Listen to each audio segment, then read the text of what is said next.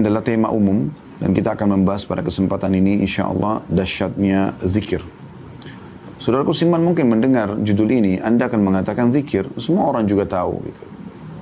Apakah memang penting untuk dibahas? Jawabannya iya saudaraku Siman. Dengan banyak sekali alasan.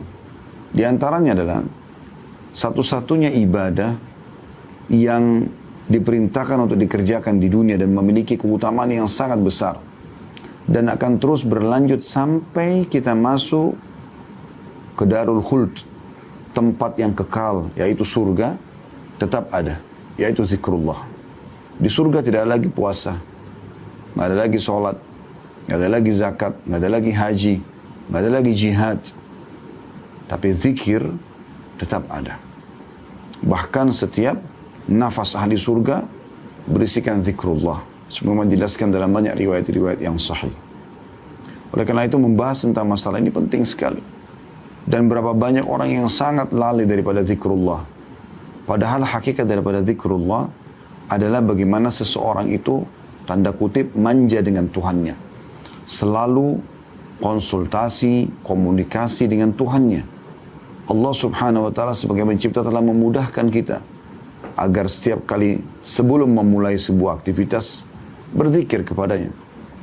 Ada zikir dan doa sebelum keluar rumah, sebelum makan, sebelum tidur, sebelum minum, sebelum memakai pakaian, sebelum berhubungan biologis, sebelum beraktivitas umumnya. Dan juga ada zikir setelah itu dengan bersyukur kepadanya. Maka Allah subhanahu wa ta'ala memang menginginkan agar kita sebagai hambanya sering dekat dengan itu, selalu dekat dengannya. Dan di antara yang paling baik adalah zikrullah.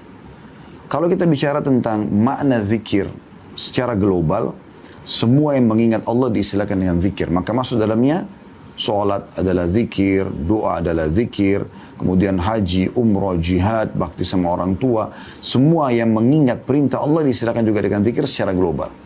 Namun secara khusus, zikrullah, kalau dimutlakkan secara khusus adalah lafaz-lafaz zikir yang disebutkan secara khusus seperti habis sholat, zikir pagi petang, kemudian yang berhubungan dengan aktivitas kita sehari-hari seperti mau tidur, bangun tidur, mau makan, mau minum, habis minum, mau berhubungan biologis, mau pakai baju, buka baju, dan seterusnya. Untuk lebih jelasnya teman-teman sekalian, supaya Anda termotivasi untuk mengerjakan sebuah jenis ibadah yang Allah perintahkan, maka ada sebuah kata kunci dulu, yaitu baca keutamaannya. Dalam bahasa ceramah itu biasanya fadilah, ya. Jamaknya fadail. Kalau kita mau rajin bersedekah, kita mau rajin sholat malam, kita mau rajin sholat duha, kita mau rajin bakti dengan orang tua, berzikir, berdoa, jenguk orang sakit, apa saja perintah agama, maka dianjurkan oleh para ulama membaca fadilahnya atau keutamaannya. Karena ini adalah janji-janji Allah subhanahu wa ta'ala yang tidak akan mungkin luput. Pasti kita dapatkan. Dan manusia kalau dijanjikan sesuatu, kalau dia kerjakan sesuatu maka dia akan mendapatkan balasannya. Mereka akan termotivasi untuk mengerjakan. Dan itulah sebabnya kenapa semua ibadah, tidak terkecuali pasti ada janji Allah subhanahu wa ta'ala di situ. Kita lihat dalam buku-buku hadits ada keutamaan atau fadilah. Ini semua adalah motivasi. Sebagaimana juga Anda kalau ingin meninggalkan satu perbuatan yang Anda anggap buruk, ya, maka kata kuncinya Anda baca ancaman Allah di dosa itu. Misalnya orang lagi riba, mencuri, menipu, berbohong, berzina, apa saja. Coba baca ancaman Allah di dosa yang sedang Anda lakukan. Maka ancaman ini akan membuat kita berhenti dari perbuatan tersebut. Minimal kita berhati-hati. Dalam masalah zikir ini kita akan buka insya Allah dengan masalah keutamaannya dulu. Tidak asing lagi banyak dalil di antaranya firman Allah subhanahu wa ta'ala dalam surah Al-Baqarah ayat 152. A'udzu billahi minasyaitonir rajim. Fadhkuruni adzkurkum washkuruli wala takfurun, kata Allah. Artinya berzikirlah kepadaku atau ingatlah kamu kepadaku. Niscaya aku juga akan ingat kepadamu. Dan bersyukurlah kepadaku, janganlah kamu mengingkari nikmatku. Di sini ada perintah Allah subhanahu wa ta'ala agar mengingat kepadanya. Ya. Maka Allah juga akan ingat. Anda misalnya sekarang teman-teman panitia dari kampus Ma'had Aisyah binti Abi Bakar radhiyallahu anhuma, bagaimana kalau seandainya Anda punya atasan di kampus? ya. Ada dekan, mungkin ada rektor, ya. Dan rektor ini atau dekan ini akan terus menyebut kita atau memuji-muji kita. Tentu karena ada prestasi, maka akan membuat kita punya kebanggaan tersendiri. Oh, si fulan atau si fulana ini begini dan begitu.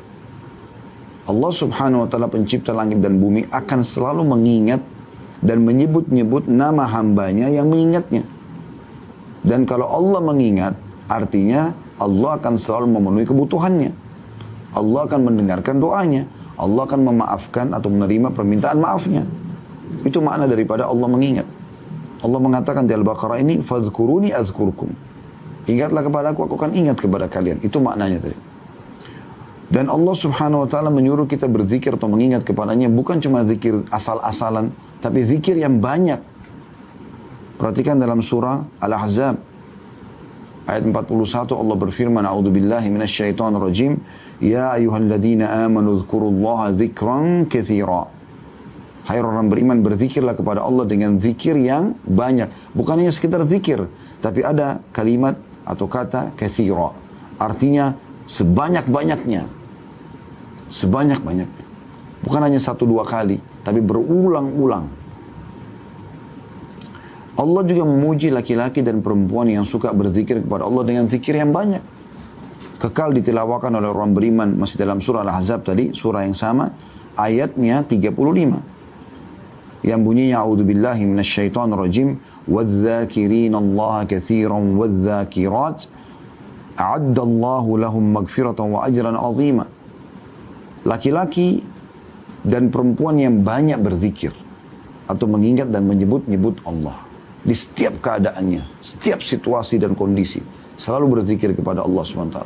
Kagetnya menyebutkan atau berzikir kepada Allah. Subhanallah, Allahu Akbar, ya. La ilaha illallah. Itu juga dengan pujiannya, alhamdulillah, kagumnya, subhanallah, selalu berzikir kepada Allah Subhanahu wa taala.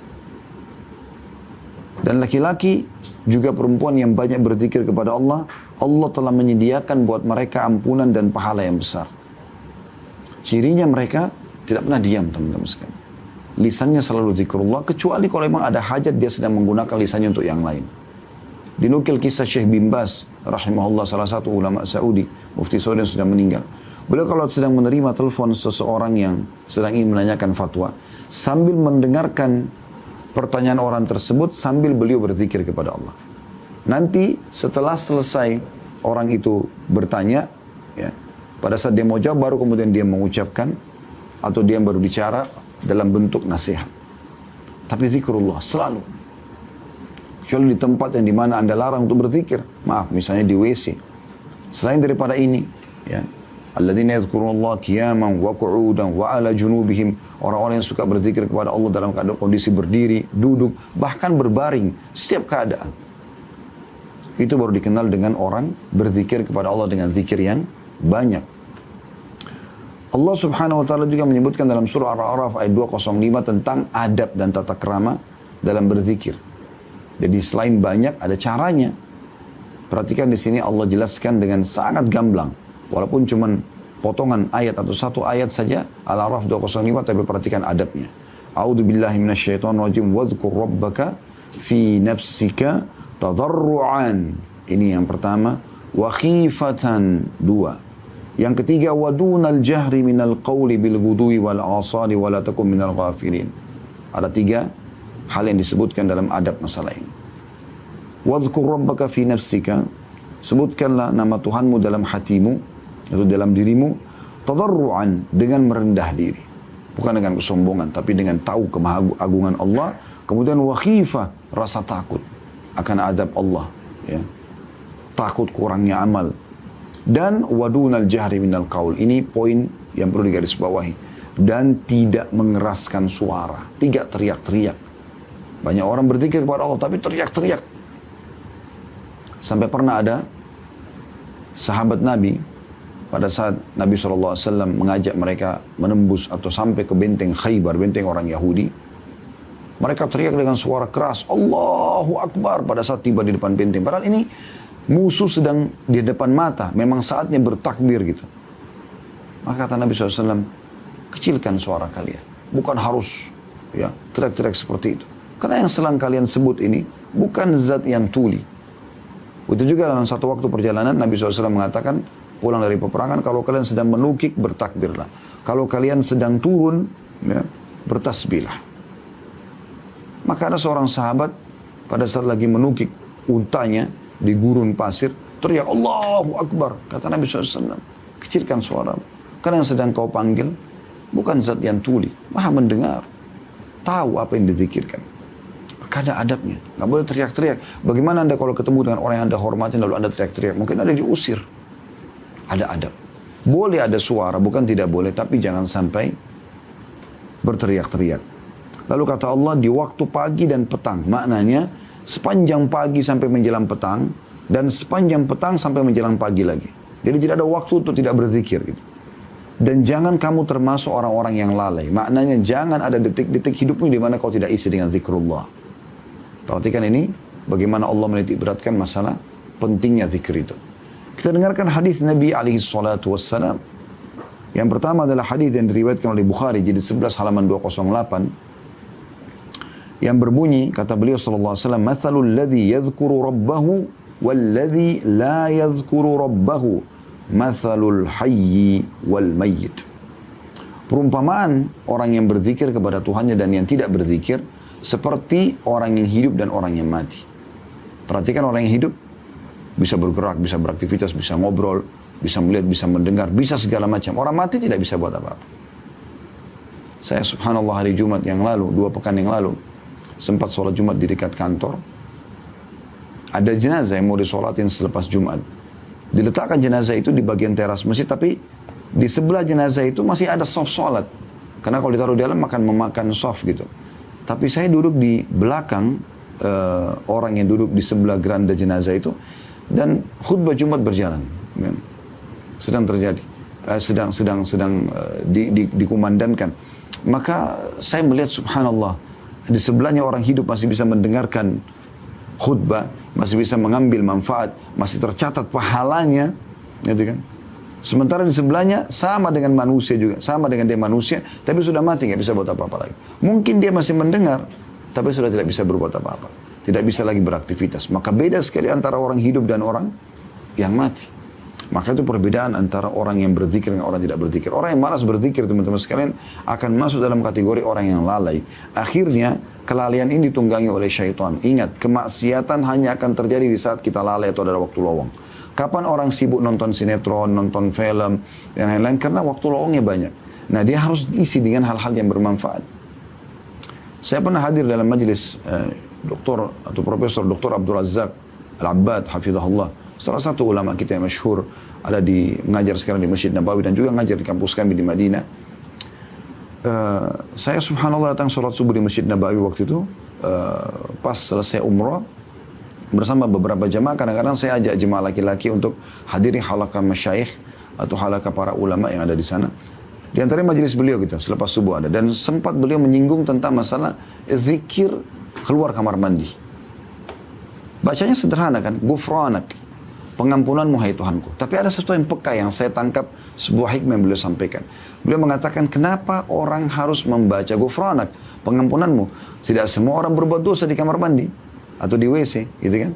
Tapi orang kalau berbuat dosa lebih layak baca ini. Kalau orang tidak buat dosa, umumnya orang buang air kecil, buang air besar, orang mandi, orang wudu, keluar kamar mandi tetap baca gufranak, pengampunanmu. Ada apa sebenarnya? Beliau mengatakan di antara hikmahnya adalah karena bisa saja orang kalau lagi di kloset, semoga Allah muliakan kita ya. Ini kita orang-orang Arab biasa kalau menyebutkan tentang kloset, tempat buang hajat ini, mereka mengatakan dengan doa semoga Allah muliakan kita ya. Karena di situ dianggap tempat yang terhina gitu. Maka pada saat itu kata beliau, ada waktu detik di mana kita tidak bisa berzikir. Karena di kloset kan kita tidak bisa berzikir. Itu sudah cukup dianggap kelalaian. Oleh karena itu pada saat kita keluar kita membaca gufranak. Bagaimana dengan orang yang sambil di WC, sambil merokok, sambil tonton sesuatu yang tidak baik atau apa saja misalnya. Maka itu lebih pantas untuk mengucapkan gufranak. Tapi di sini kita lihat kepekaan dengan tidak sempat berzikir saja di kloset, karena memang tidak boleh, nggak boleh jawab salam, nggak boleh zikrullah, nggak boleh, gitu kan. maka sudah cukup kita memohon ampun kepada Allah subhanahu wa ta'ala. Kemudian dalam hadis yang lain, ini keutamaan yang sangat luar biasa. Renungi baik-baik, ikhwan dan akhwat sekalian, rahimakumullah, tentang hadis ini. Tentu hadis tadi yang sebelumnya masih ada yang menguatkan ya, yaitu hadis, saya sebutkan dulu penguatan hadis yang tadi sebelumnya ya, tentang masalah perumpamaan orang yang berzikir kepada Allah atau Tuhannya dengan orang yang tidak berzikir seperti orang hidup dan mati. Ada riwayat lain, dalam riwayat Imam Muslim, "Mathalul baitil ladzi yuzkarullahu fihi wal baitil ladzi la yuzkarullahu fihi, mathalul hayy wal mayyit." Perumpamaan rumah yang di dalamnya ada zikir atau diingat Allah dengan rumah yang tidak diingat Allah, maka seperti orang mati dan orang hidup, seperti kuburan dan rumah orang yang hidup gitu. Ya beda sekali. Ada kehidupan dalam rumah orang-orang yang hidup itu, ada gerak ya. Hadis yang kedua, yang hadis mulia ini yang saya katakan coba dihafal, difahami baik-baik, hadis ini luar biasa ya. Kata Nabi SAW, "Ala unabbi'ukum bi khairi a'malikum." Maukah aku tunjukkan kepada kalian perbuatan kalian yang paling baik? Makna paling baik adalah paling besar pahalanya. Wa azkaha 'inda malikikum. Dan paling suci di sisi raja kalian. Maksudnya paling Allah muliakan amal soleh itu. Wa arfa'iha fi darajatikum, dan yang paling cepat mengangkat derajat kalian di sisi Tuhan Allah SWT, di sisi Allah SWT. Wa khairi lakum min infaqiz zahabi wal waraq, atau wal wariq ya. Dan lebih baik lagi daripada kalian menginfakkan emas dan juga uang. Wa khairi lakum min an talqaw aduwakum fatadribu anaqahum wa yadribu anaqakum. Bahkan lebih baik daripada kalian berperang menghadapi musuh kalian, kalian membunuh mereka atau mereka membunuh kalian. Kan kita kalau masuk medan perang kita membunuh musuh, dalam sebuah hadis yang sahih kata Nabi SAW, tidak akan bersatu seorang mukmin dengan orang kafir yang dia bunuh di medan perang. Sementara kalau kita terbunuh kita mati syahid. Ini keutamanya besar. Perhatikan ya. Khairi amal, amal yang paling baik. Azka amal, paling suci ya. Arfa'iha fi darajat, yang paling cepat mengangkat derajat. Khairi min infaqid dhabi wal warik ya. Lebih baik daripada infak dengan emas dan uang. Wa khairi lakum min an talqaw aduwakum fatadribu anaqahum wa yadribu anaqakum. Lebih baik daripada jihad, intinya itu. Qalu bala ya Rasulullah. Para sahabat langsung merespon, tentu ya Rasulullah. Amal apa itu? Amal yang luar biasa ini. Maka Nabi SAW mengatakan zikrullahi ta'ala, mengingat Allah dengan lisan di sini ya. Diriwayatkan oleh Tirmidzi di jilid 5 halaman 459 dan juga Ibnu Majah jilid 2 halaman 1245. Demikian pula dengan hadis Abdullah bin Bushyr radhiyallahu anhum, bahwa seorang laki-laki pernah berkata kepada Nabi SAW, ya Rasulullah, sesungguhnya syariat Islam telah banyak bagiku.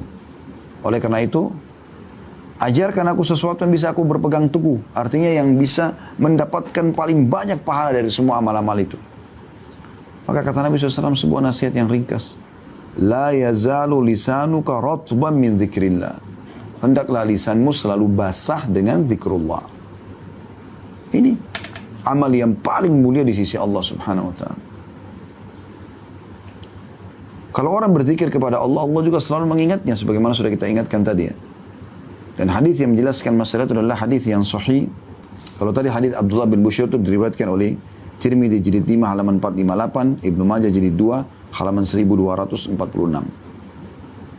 Kalau hadis tentang Allah akan ya, memuliakan dan mengingat orang yang berzikir, disebutkan dalam riwayat Bukhari jilid 8 halaman 171 dan Muslim jilid 4 halaman 2061.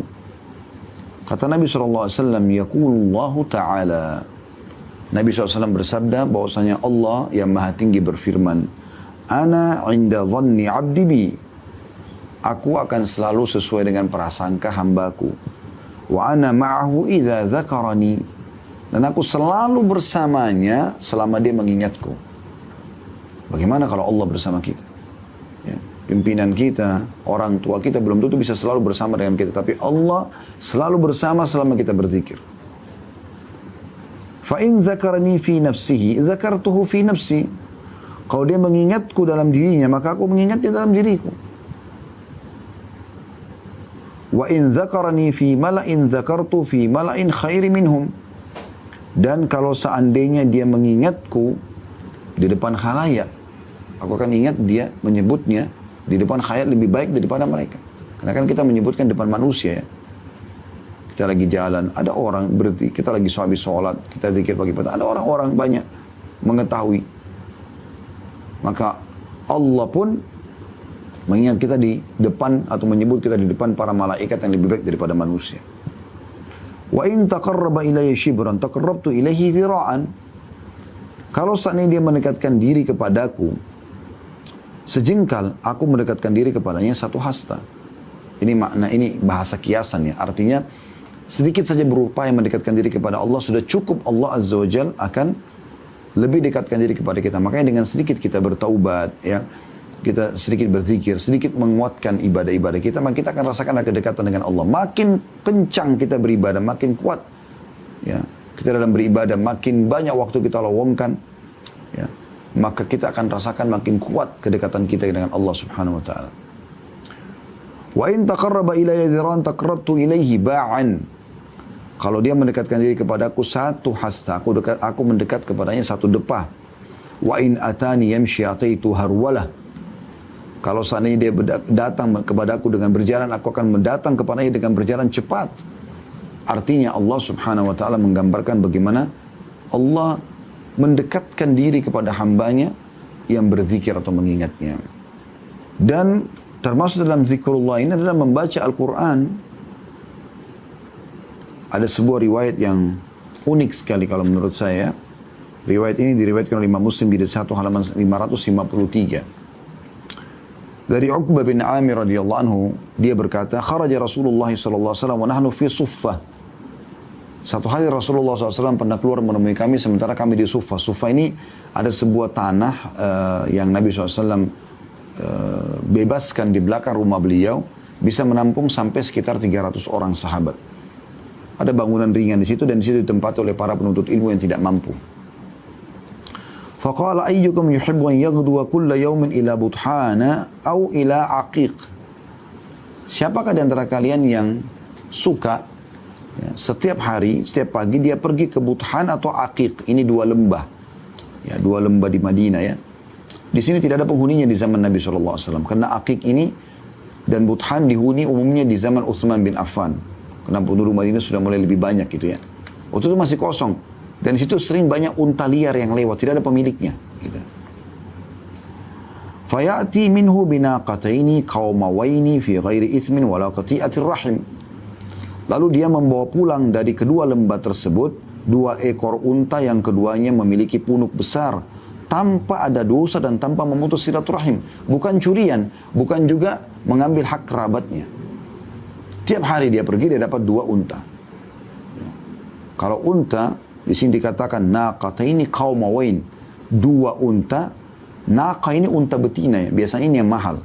Qaumain yang sudah ya besar, punuknya sudah besar, ini mahal sekali. Mahal sekali. Belasan ribu real gitu ya. Bahkan sampai puluhan ribu real biasa harganya. Jadi mungkin kita bisa puluhan juta, bahkan sampai ratusan juta harganya. Dia tiap hari dapat itu. Maka faqulna ya Rasulullah nuhibbu dzalik. Kami pun mengatakan, wahai Rasulullah, kami mau itu. Siapa yang enggak mau? Setiap pagi dia pergi ke lembah Buthan dan Aqiq, dapat unta, 2 unta besar, betina, harganya mahal, gitu kan, tanpa mencuri. Begitu saja rezeki Allah kasih.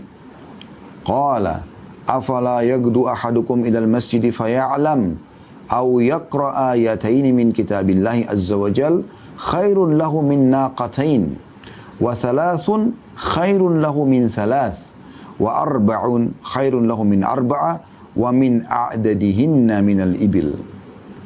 Maka kalau kalian mau, pergilah kalian menuju ke masjid di pagi hari. Kemudian dia belajar. Atau dia membaca 2 ayat dari kitabnya Allah, Al-Quran. Alhamdulillahi Rabbil Alamin, Ar-Rahman Ar-Rahim, 2 ayat. Qul huwallahu ahad, Allahus samad, Qul a'udzu birabbil falaq, qul a'udzu birabbil falaq, ya. Kita baca qul a'udzu birabbin nas, wal 'asr, dan seterusnya. Kita pilih ayat-ayat ini, kita baca surah-surah pendek gitu kan. Maka itu lebih baik daripada 2 ekor unta yang besar tadi. Dan 3 ayat lebih baik daripada 3 ekor unta.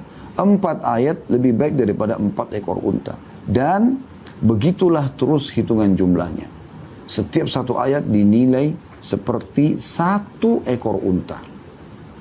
Ini kan luar biasa. Dan kalau kita mau kaji tentang keutamaan zikir ini luar biasa. Sampai Imam Nawawi tulis khusus kitab tebal, judulnya Al-Adhkar.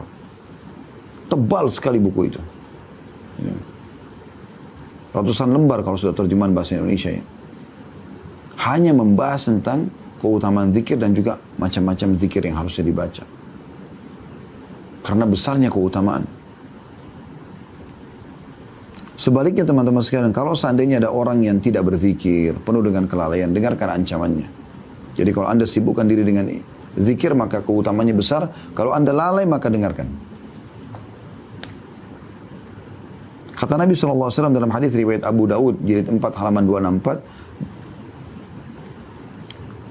Man qa'ada maq'adan lam yadhkurillaha fihi kanat alihi minallahi tira. Wa man ittaja'a madja'an la yadhkurullaha fihi kanat alihi minallahi tira. Barang siapa yang duduk di satu tempat lalu tidak berzikir, tidak mengingat Allah, tidak menyebut Allah di dalamnya, maka itu akan menjadi kekurangan atau penyesalan atasnya dari hari kiamat. Sebagian dari Allah, ya. Sebagian ulama mengatakan bisa Allah siksa dia. Dan barang siapa yang berbaring di satu tempat lalu tidak berzikir atau mengingat dan menyebut Allah, maka itu menjadi kekurangan dan penyesalan baginya pada hari kiamat. Di dalam hadis yang lain, untuk lebih menjelaskan makna tirah, ya. Dan hadis ini riwayat Tirmidzi, atau dalam disebutkan oleh Syekh Al-Albani dalam Sahih Tirmidzi, jadi 3 halaman 140, kata baginda Nabi SAW, ma jalasa qaumun majlisan lam yadhkurullaha fihi wa lam yusallu ala nabiyihim illa kana alaihim tira fa in syaa adzabahum wa in syaa ghafara lahum. Tidaklah satu kaum berarti 3 orang ke atas, duduk di satu majlis di mana mereka tidak berzikir atau mengingat Allah di dalamnya. Tidak ada pembicaraan tentang sebab turunnya ayat, sebab urutnya hadis, ya, tidak ada pembicaraan tentang hal-hal yang bermanfaat, hukum-hukum fikih, masalah agama. Dan tidak baca salawat kepada Nabi SAW. Makanya biasanya dimulai dengan Alhamdulillah wassalatu wassalamu ala Rasulillah. Minimal begitu. Kecuali akan menjadi kekurangan atau penyesalan atas mereka. Jika Allah berkehendak, Allah akan menyiksa mereka. Jika Allah berkehendak, maka Allah akan mengampuni mereka. Itu makna tira. Jadi bisa saja Allah berikan kepada mereka hukuman.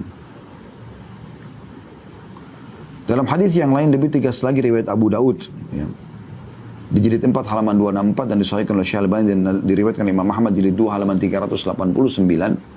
Kata baginda Nabi SAW, ma min qaumin yakumuna min majlisin la yadhkuruna Allah fi illa qamu am mithli jifati himar wa kana lahum hasrah. Ini tegas sekali, ya. Tidaklah satu kaum berdiri atau bubar dari satu majlis di mana mereka tidak berzikir atau mengingat Allah sama sekali di dalamnya, kecuali mereka berdiri laksana berdiri dari bangkai seekor keledai, atau menjadi seperti seekor keledai, bangkai keledai, dan hal itu menjadi penyesalan bagi mereka pada hari kiamat. Menyesal, kenapa dulu saya tidak berzikir. Ya. Ini keutamaan dan juga sekaligus ancaman tentang masalah zikrullah. Ya. Maka jangan main-main dengan soal ini. Dan zikir banyak sekali. Dari boleh bangun tidur sampai tidur lagi. Banyak sekali zikir-zikir. Banyak.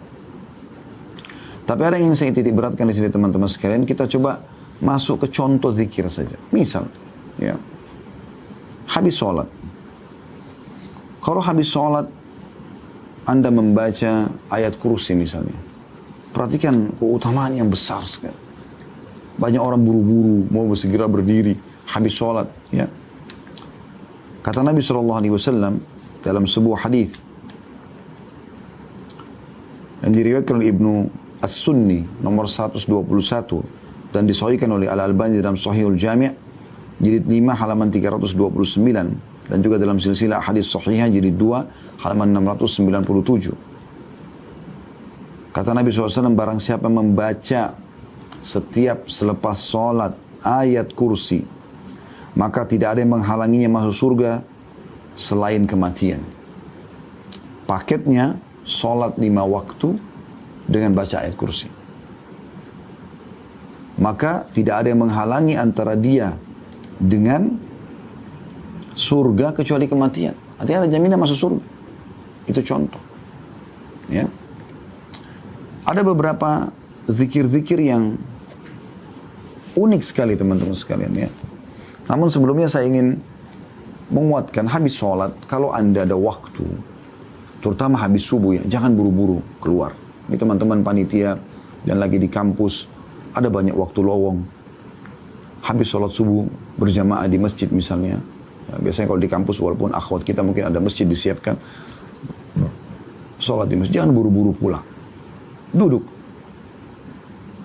Perhatikan hadisnya. Dengan sanad hasan di ghairihi. Dihasankan oleh Syekh Albani dan disebutkan oleh Al-Mudhi dalam kitab At-Targhib wa Tarhibnya. Dari hadis Anas bin Malik radhiyallahu anhu. Dia berkata Rasulullah SAW bersabda, man shalla subha fi jama'ah. Siapa yang sholat subuh berjamaah? Sini maksudnya adalah di masjid ya, lebih tepatnya. Thumma qa'ada yadhkurullaha hatta tatlu'a asy-syams. Kemudian dia duduk untuk apa? Berzikir. Kita sudah baca tentang keutamaan zikir. Kita bicara tentang keutamaan zikir. Sampai terbit matahari. Biasa orang dikenal dengan waktu syuruk ya. Umumnya sekarang masjid-masjid kita punya jam digital, ada tulisan syuruk ya. Thumma shalla raka'atain. Lalu dia salat 2 rakaat. Kanat lahu ka'ajri hajjatin wa umrah. Dia akan mendapatkan pahala haji dan umrah. Qala Rasulullah sallallahu alaihi wasallam tammatin tammah. Berkata Anas bin Malik dan Rasulullah SAW bersabda sempurna. Teman-teman, kami punya travel haji dan umrah alhamdulillah. Yang saya berikan nama Uhud. Kami tahu betul berapa biaya, berapa waktu yang dibutuhkan untuk itu. Umrah itu, walaupun ibadah umrahnya sederhana, mungkin 2-3 jam selesai ya. Tapi biayanya, waktunya banyak, panjang. Reguler aja biasanya kita butuh 8-9 hari gitu kan. Karena sekaligus ke Masjid Nabawi. Tapi intinya, umrah itu butuh biaya, butuh waktu. Ya. Dan setiap gerakan yang kita lakukan, dari tawaf di Ka'bah, dari sholat di belakang makam Ibrahim, dari cium hajar aswad atau memberikan isyarat dengan tangan, dari minum zam-zam sebelum pindah ke sa'i, dari sa'inya sendiri. Sebelumnya juga ada ihram, niat di miqat, kemudian sa'i antara Safa dan Marwah, kemudian tahallul terakhir. Semua ini paket ibadah yang luar biasa. Haji lebih besar lagi. Butuh waktu dan biaya yang besar sekali. Haji bisa 5 hari. Dari tanggal 8 Zulhijjah, hari Tarwiyah, tanggal 9 hari Arafah dan Muzdalifah malamnya, kemudian hari Nahar atau hari ya, Adha di tanggal 10-nya, kemudian 3 hari hari Tasyrik, 6 hari, bukan 5 hari, 6 hari, 3 hari Tasyrik, 11, 12, dan 13. Ini semuanya 6 hari haji. Dari 6 hari ini 2 hari sunnah. Hari pertama Tarwiyah tanggal 8 dan hari terakhir hari Tasyrik sunnah. Tapi kalau orang mau sempurna hajinya semuanya dikerjakan.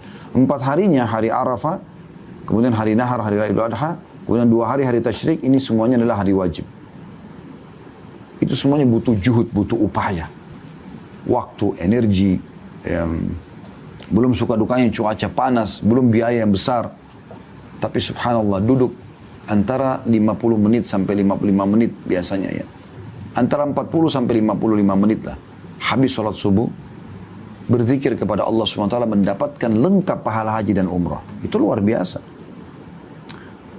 Dalam riwayat yang lain dengan sanad hasan, masih dari Anas bin Malik radhiyallahu anhu, bahwasanya Rasulullah SAW bersabda, la an aq'uda ma'a qaumin yadhkuruna Allah ta'ala fi saya ulangi, la an aq'uda ma'a qaumin yadhkuruna Allah ta'ala min salatil ghadati hatta tatlu'a asy-syamsu ahabbu ilayya min an u'tiqa arba'atan min waladi Ismail. Aku duduk bersama kaum berzikir kepada Allah dari habis subuh sampai terbit matahari, lebih aku cintai daripada aku bebaskan 4 orang anak Ismail. Budak ya. Maksudnya bebas ini sudah keluar biaya, dan selama budak itu bebas, maka apapun yang dia kerjakan dari aktivitas, kita panen pahalanya, kita bebaskan. Seperti Bilal, apapun beliau kerjakan, maka Abu Bakar panen. Karena Abu Bakar bebasin dia. Ini 4 orang. Dulu zikir ini, selain daripada pahala haji umrah tadi. Wala an aquda ma qaumin yadhkuruna Allah min salatil asri ila an taghruba asy-syamsu ahabbu ilayya min an u'tika arba'an atau arba'atan. Dan aku dulu juga habis asar duduk berzikir kepada Allah bersama dengan orang yang lagi zikir, maksudnya bukan zikir bersama ya. Tapi orang masing-masing berzikir habis sholat, itu lebih aku cintai daripada membebaskan 4 orang budak. Ini kan luar biasa ya. Di dalam riwayat yang lain dengan sanad hasan di ghairihi, dari Abu Umamah radhiyallahu anhu, bahwa Rasulullah sallallahu alaihi wasallam bersabda, "La'an aq'uda adhkurallaha ta'ala wa ukabbiruhu wa ahmaduhu wa usabbihu wa uhalliluhu hatta tatlu'a asy-syams ahabbu ilayya min an u'tika raqabataini dalam kurung au akthar min waladi Ismail wa min ba'd al-asr hatta taghrub asy-syams ahabbu ilayya min an a'tika arba'a dalam kurung riqab min waladi Ismail." Artinya, aku duduk berzikir kepada Allah Ta'ala sambil bertakbir Allahu Akbar, sambil bertahmid Alhamdulillah, sambil bertasbih Subhanallah, sambil bertahlil La ilaha illallah, sampai terbit matahari, lebih aku cintai daripada memerdekakan 2 orang hamba sahaya atau lebih dari anak cucu anak Ismail, dan berzikir selepas asar sampai matahari terbenam, lebih aku sukai daripada memerdekakan 4 budak sahaya dari anak Ismail. Ini keutamanya luar biasa gitu. Kemudian di dalam hadis yang lain, hadis diriwayatkan Tabarani dengan sanad jayyid. Ini semua disebutkan oleh Al-Mundhiri dan disahihkan oleh Syekh Al-Albani dalam Sahih At-Targhib wa Tarhib. Saya sedang membaca kitab Sahih At-Targhib wa Tarhib. Ya. Masih dari Abu Umamah, tadi ada tambahan hadis ya. Dari riwayatkan Abu Ya'la, "Ahabbu ilayya min an u'tika arba'atan min waladi Ismail diyatu kulli minhum ithnai atau 12 alfa." Aku duduk berzikir tadi dari pagi sampai terbit matahari dan habis asar sampai terbenam matahari. Biasa dikenal dengan zikir pagi petang. Maksudnya juga zikir sholat. Ya, zikir habis sholat subuh, habis sholat asar. Lebih aku cintai daripada membebaskan 4 orang budak dari anak Ismail, yang setiap budak itu nilainya sama dengan 12.000. Kata sebagian ulama hadis 12.000 dirham. Atau setara dengan 1.000 dinar. Atau setara dengan 100 ekor unta. Bayangkan ini. Besar sekali nilainya gitu. Kemudian dalam hadis yang lain, "Ahabbu ilayya mimma tala'at alaihi syams." Lebih aku cintai daripada terbitnya matahari untukku. Bagaimana kalau terbit matahari semua hamba Allah beraktivitas, nah seperti itu. Di dalam riwayat yang lain, riwayatkan Tabarani, "Man shalla," kata Nabi SAW, "Man shalla salat al-ghadati fi jama'ah, thumma jalasa yadhkurullaha hatta tatlu' asy-syams, thumma qama fa shalla rak'ataini inqalaba bi ajri hajjatin wa umrah." Barang siapa yang melaksanakan sholat subuh dengan berjamaah, kemudian dia duduk berzikir kepada Allah sampai matahari terbit, kemudian dia berdiri sholat 2 rakaat, maka dia pulang dengan membawa pahala haji dan umrah. Dalam riwayat lain, masih semuanya sahih. Hadis ini hadis sahih di ghairihi, diriwayatkan juga masih dalam oleh At-Tabarani dan disebutkan oleh Mundhir dalam kitab Targhib wa Tarhibnya, dan disahihkan oleh Syekh Albani.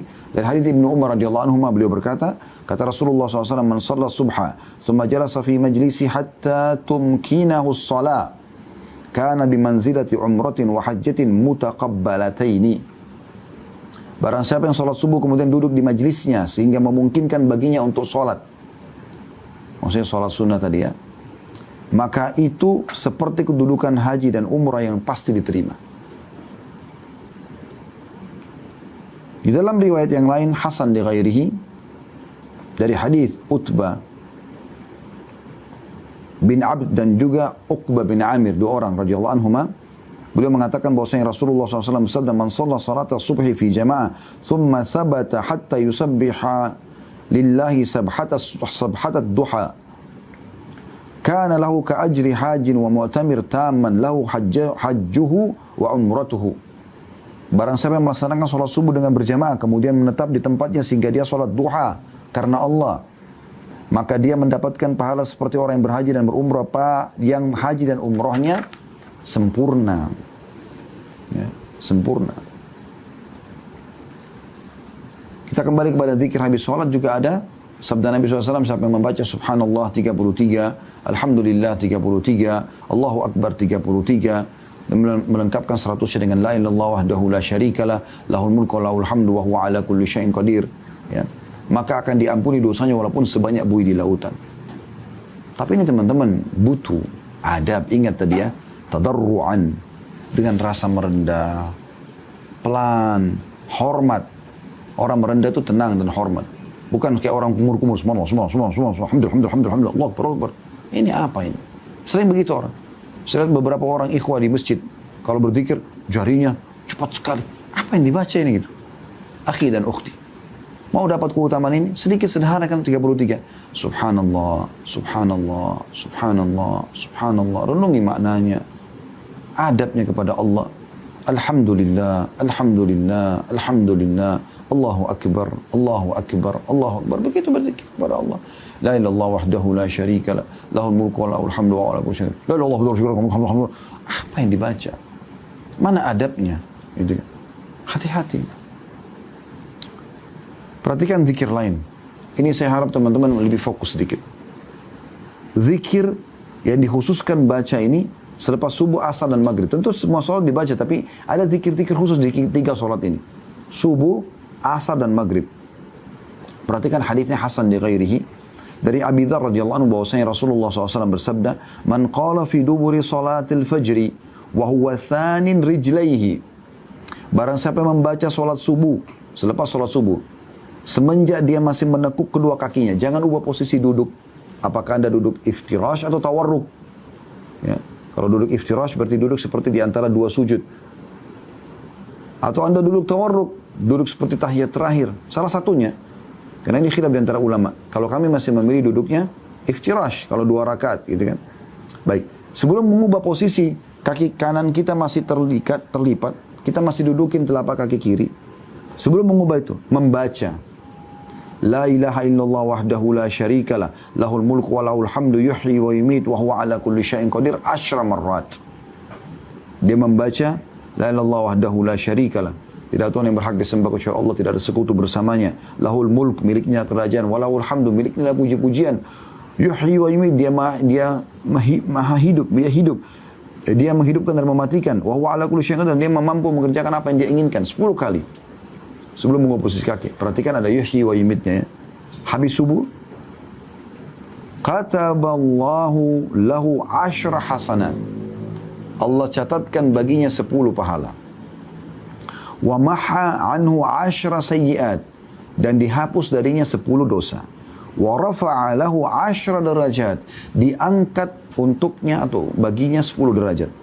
Wa kana yaumahu dzalika kullahu fi hirzin min kulli makruh. Dan harinya itu sepanjang hari semuanya selamat dari semua yang dia tidak suka. Ini luar biasa. Selamat dari semua yang dia tidak suka, apapun itu.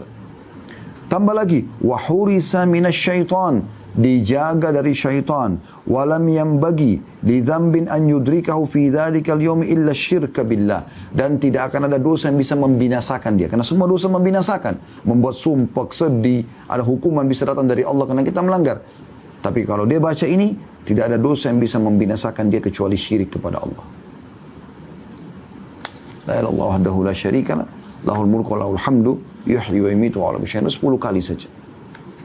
Ditambahkan dalam riwayat lain, wa kana lahu bi kulli wahidatin qalaha idku raqabatin mu'minah, dan 1 kali dia ucapkan, kan tadi dia ucapkan 10 kali, akan mendapatkan per 1 kalinya pahala seperti memerdekakan 1 hamba sahaya yang beriman.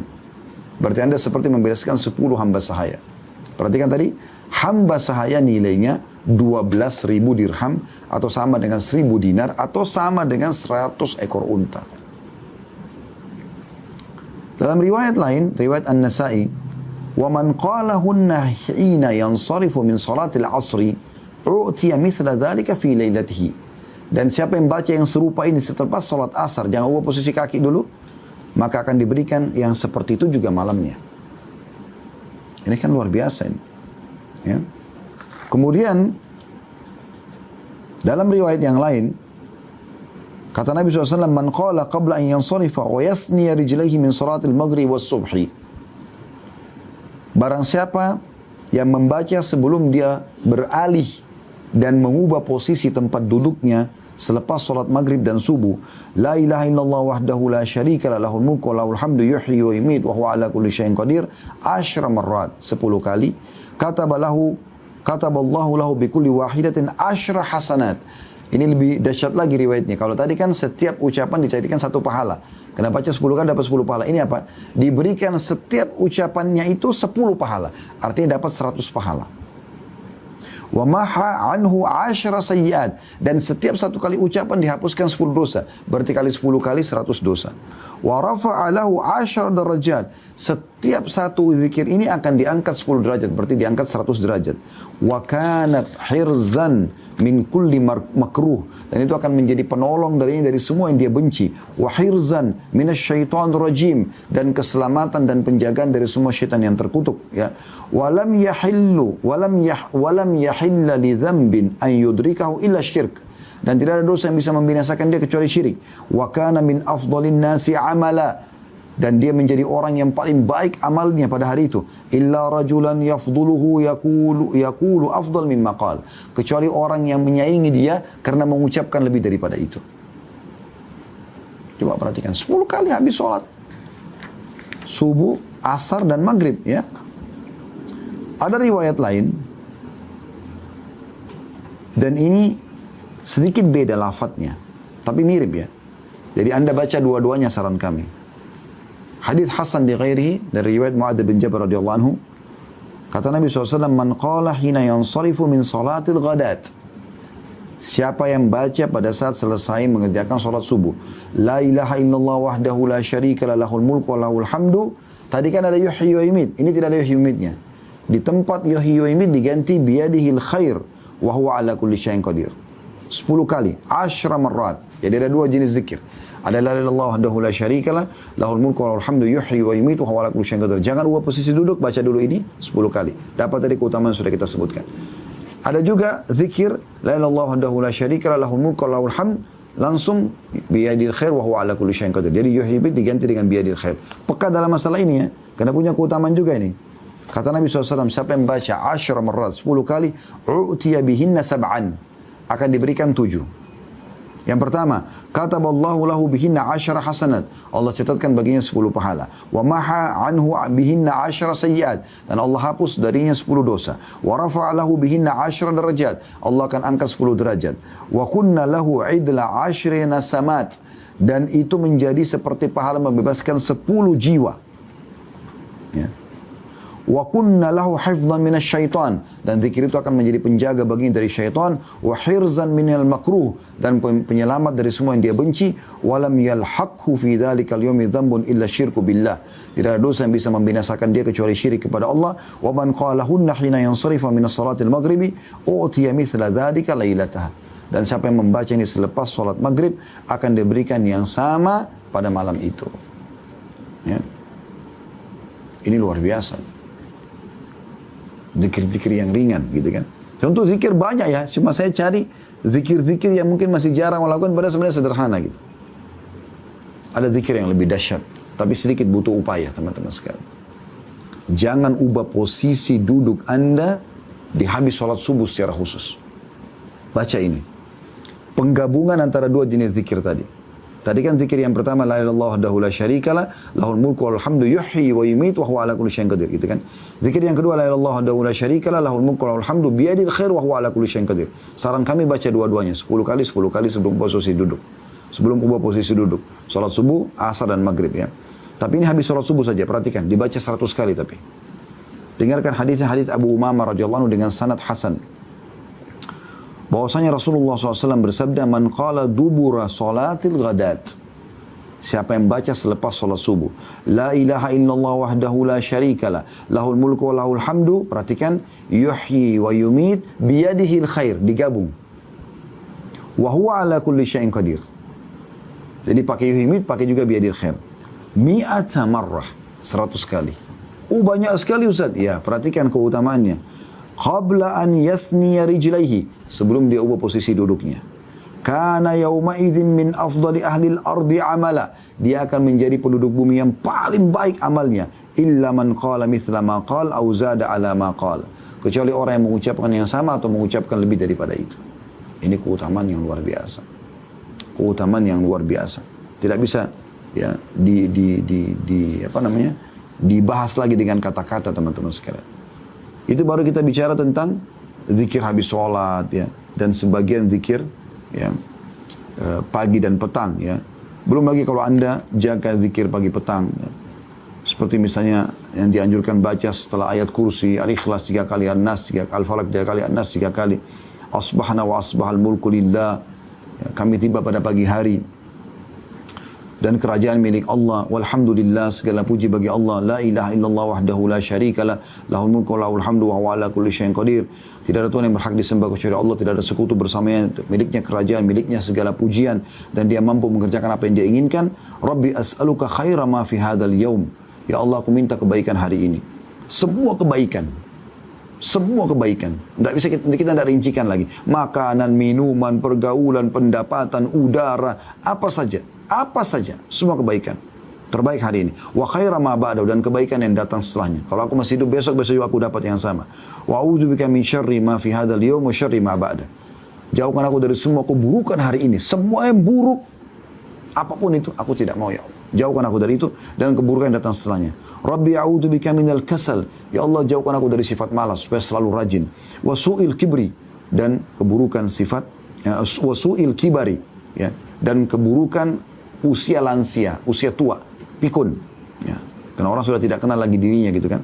Rabbi a'udzubika min adzabil finnari wa min adzabi fil qubur.